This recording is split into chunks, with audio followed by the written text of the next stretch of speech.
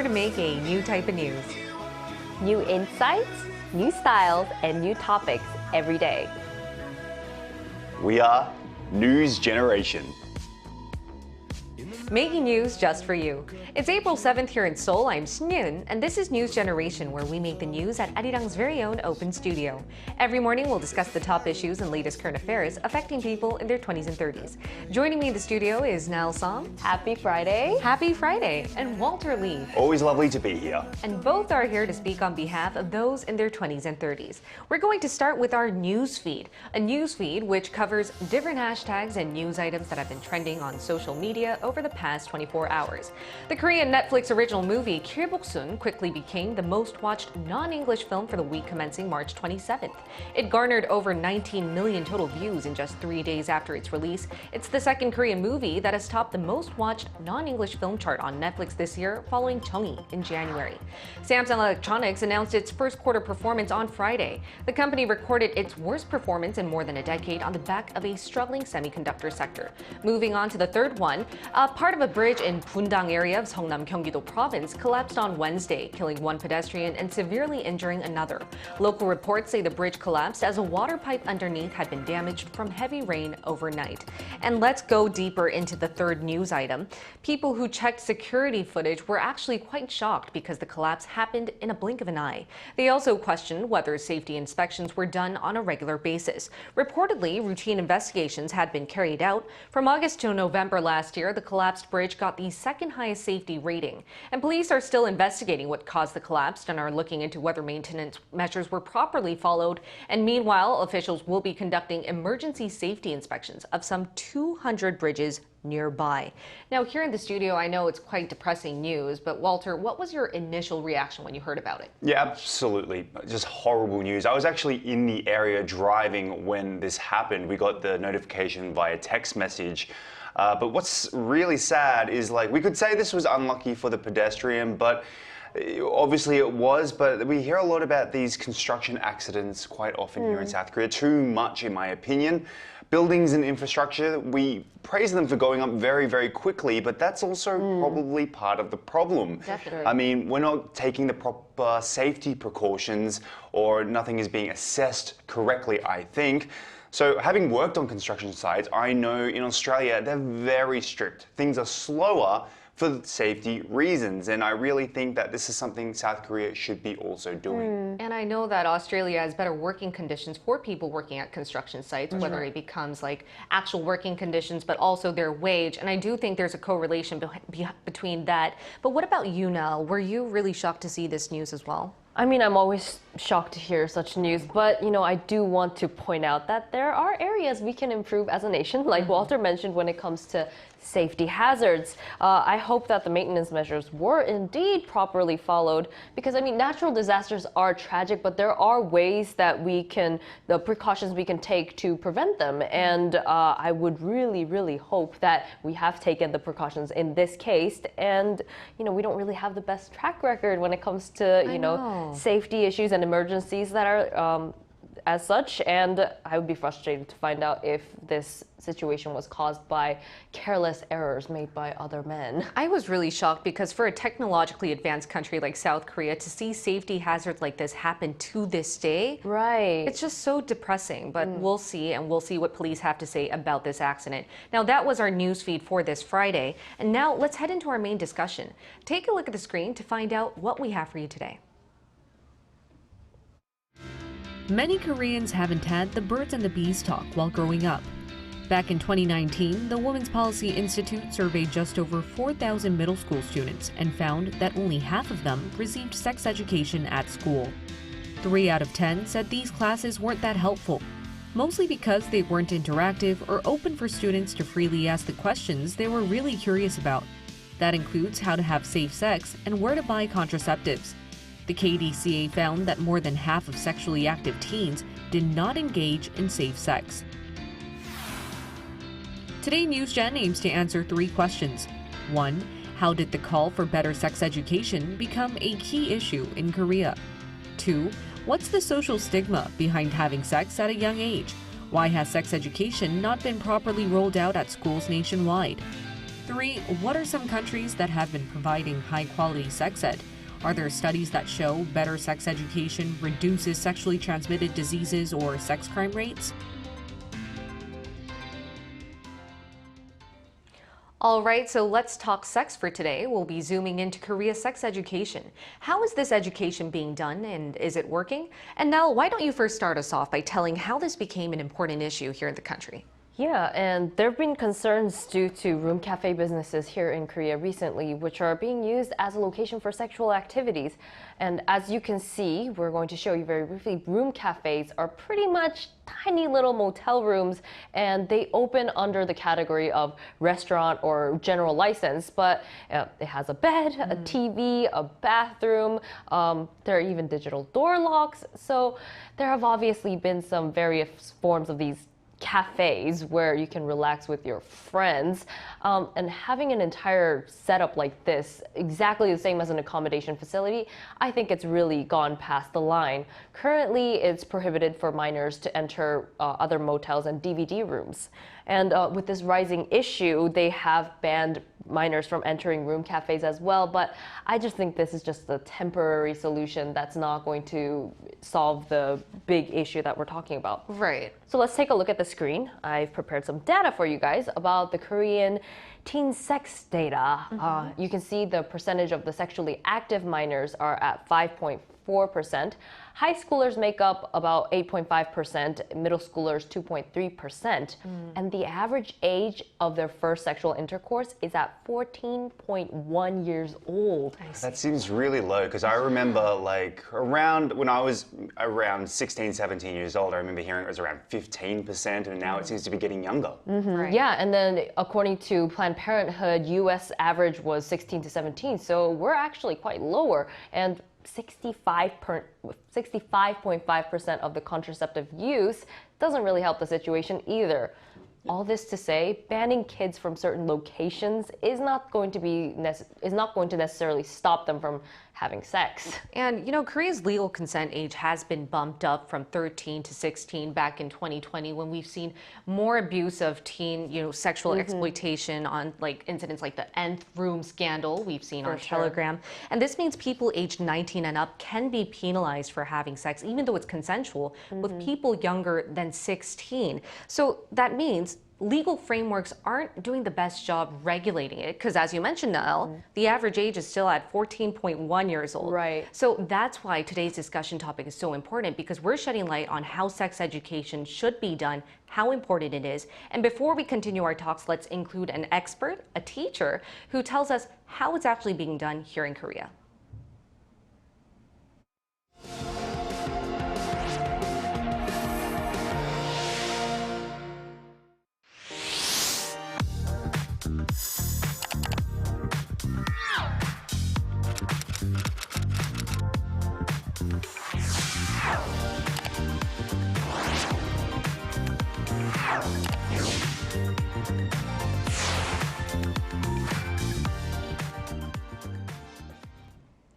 To hear how schools are teaching sex ed, we've prepared an interview with Lee Jae-yeon. She's a health teacher from Yeonbong Elementary School in Sejong City, Korea.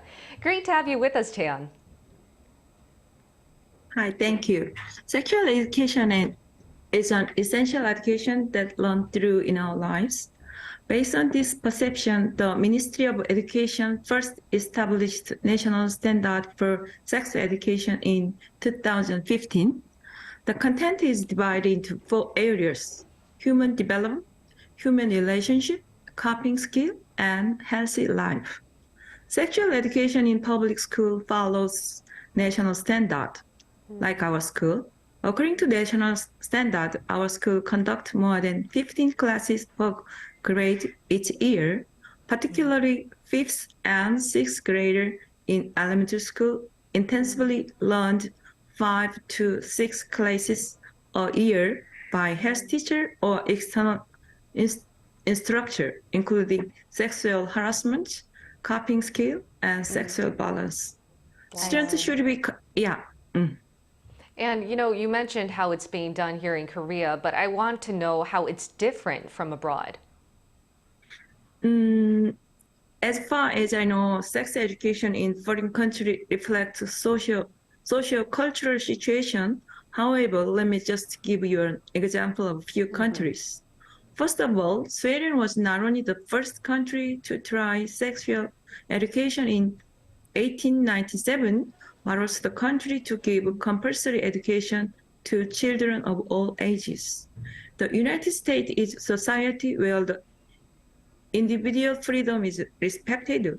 Therefore, I understand that sex education in the United States is autonomously decided and guided by each state. Oh. I understand that the effect and research of sex education also vary from country to country. I'm not a foreign sexual education expert. Then I'm wondering, how should sex ed be taught then? I do see, you mentioned that Korea is trying to provide better sex ed at these schools, but there's more demand for better quality, right? So as a teacher, which direction do you think we should go? Yeah, their opinion that sex education is not very helpful in real life, as you before see the video, because it is not practical. In addition, different group has different view on sex education. Recently, as a social issue related to answer and school meet, as you mentioned before, are encouraging. There is a growing voice that sex education method should be improved and strengthened. Nevertheless, sex education teacher must be aware of multiple perspectives, and when students face gender-related issue, they must develop the strength to overcome it, so that students can lead a healthy and wealthy life. In addition, as the saying goes, we need the help of the whole village to raise a child. Sex education also requires close connection and cooperation between school, families, and education organizations, I think. All right, thank you so much, Cheon. It was a pleasure to hear from you and how sex ed is being rolled out here in Korea. All right, and as Cheon mentioned, guys, so sex education seems to be taking more a mandatory measure. Like a lot of public schools are trying to teach sex ed to elementary school students. And I would like to now hear what our viewers have to say, whether they've received sex ed, and let's compare how it's being done abroad. So take a look at the screen to find out what 3 of our viewers had to say. So Annabelle's Tune said, at my school in New York, we learned about protection like condoms and birth control, how they work, about STDs, what they look like, and how you got them. Then our final was to take home a robotic baby to co-parent with another student for a weekend. Black Sword said, I'm not from Korea, but as I reflect back, I did not have any form of education in school regarding human sexuality, anatomy of, or the physiology of human bodies. Me Too said, I got a small pamphlet about menstruation. That was all I was ever taught. There should be sex ed because some parents don't teach it. And you know what? These are all popular opinions here in Korea as well, because if you think about it, a lot of parents are saying sex ed is being taught, as Cheon mentioned, but the quality, you know, we learned about the anatomy of man and female, but we really don't know how to use contraception or STDs. For sure. And that's why I would like to now include you guys back into our discussion. Have you ever received sex education growing up? And I know you guys are from international backgrounds, so explain to us which countries, you know, provided it the best, starting with Nell. You know, I don't actually recall having any sex ed. I come from a very conservative Christian school and living in a Muslim country. But when I was in Canada, very briefly for about a year, I think they did have a class on male and female anatomy, and that was the start of their maybe entire curriculum of sex ed. But this was when I didn't speak French at all, and everything was taught in French, and I was just shown naked pictures of people, and that just traumatized me because I didn't understand the context. And by the time I could understand it, I had already moved to different schools, and I'd just taken all the loopholes here and there, avoiding all the sex education in the world. You must have been thrown aback a little. A little bit. With no context, that could have startled you. I was like, why are you showing me this? Right, and you're Australian. Yep. So you're from Australia. Yes. How's sex ed there? Okay, so yeah, we learned it in high school. We through a HRE or Human Relations Education class. But from what I remember, it wasn't the best material. I mean, this is going back a long time when I was in high school, which is, let's not talk about how long ago that was, but it was quite a long time ago. And a lot of the videos were outdated. I mean, we're talking about videos where like, hey, Steve, do you want to have sex? And they're like, yeah, I want to have sex. Are you going to use condoms? And they were like, no, man, condoms are for losers. Hey, stop right there, kind of education. But if we look just at the screen here, I'll tell you what usually goes down in Australia. So yeah, sexual health classes are from kindergarten to year 12 to, let's say, well, until they graduate anyway. Now, age-appropriate sex-related concepts are taught. So obviously from kindergarten, you want to teach them for the very basics up until they graduate.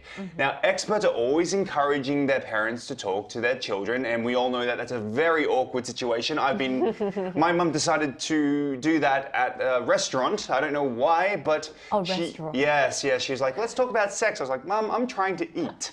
And many teenagers gain information these days through the internet, but the problem is what kind of information they're getting from the internet. That's a very good point. And though you didn't receive sex education, I know you have some background knowledge as to which now I country do. provides Yes, it. but yeah, I've researched, and there's many different nations that do a good job. And I think Walter just mentioned one, and this other one is the Netherlands. And so, if you take a look at the screen, they actually start their sex ed as early as 4 years old. Wow. And of course, like Walter mentioned, for Australia, it's age appropriate, so it doesn't go straight into detailed graphic images of sex from the age of 4, obviously.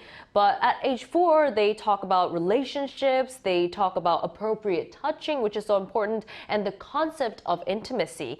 7-year-olds go on to discuss anatomy and different names and different body parts. Right. And they even talk about gender stereotypes. So by the time they're 11, they are ready to talk about reproduction. They can talk about safe sex and sexual abuse, which is also so important. Definitely. And according to statistics, 9 out of 10 teenagers used contraceptives when they had intercourse for the first time, which is so much higher than a really good number. 65.5% of Korea at the moment. I know, that's definitely high, and that's why sex education is so important. And Walter, what are some drawbacks of keeping silent on topics like sex? Okay, so there's a few obvious ones. One is STDs. All right, obviously it can be a very dangerous situation, and we need to learn about them. Also, sexual violence, sexual abuse is something that needs to be brought up, I think, from a very early age. And let's be honest, students are very rarely ready to have a baby because they're babies themselves. They may not feel like it. I know when I was that age, I was like, I'm young, but I know I'm still a child at that age, so it's just different. Now, what I will mention is that certain religious beliefs still call sex a sin. I'll get into that a little bit later. But yes, this social stigma as well, making it look like it's a bad thing. This is what happens if we don't talk about this in a proper, more mature way. The reality is, the earlier that we educate people on sex, the better it is for our future. All right, then let's hop on to what you mentioned right now, the social stigma, and you mentioned religions. So, dig a bit deeper into why Korea has such sluggish moves for open sex ed. That's a good question because I think it, as I said, goes back to religious beliefs. So, looking at a 2022 census regarding, what religion Korea follows. I mean, 50% of Koreans don't really follow religion, but we do see 20% of them who are Protestants, 17 Buddhists, and 11 are Catholic. So if we look at their beliefs system, Protestants see sex as something that should be done only within the confines of marriage. So therefore, it's not until obviously you graduate or even older. Buddhism sees sex as a serious monastic transgression, and Catholics, though they may see sex in a better light, it's only between heterosexual partners, meaning altogether that they don't really want to talk about the subject of sex education until they get to, let's say, 20, 30 or whatever, and that can be obviously far too late.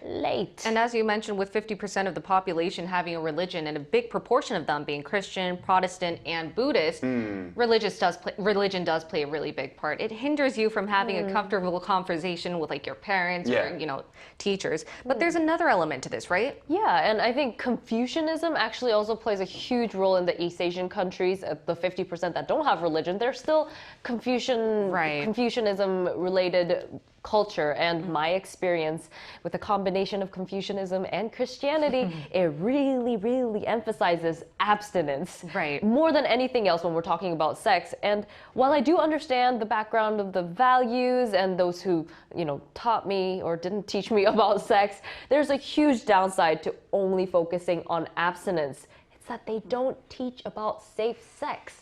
They just completely omit the possibility of sex for any non-married person, which is not very realistic. They don't prepare youth for consequences, for blindly having sex. Right. Things like pregnancies, STI, or even the idea of intimacy with your partner. So important.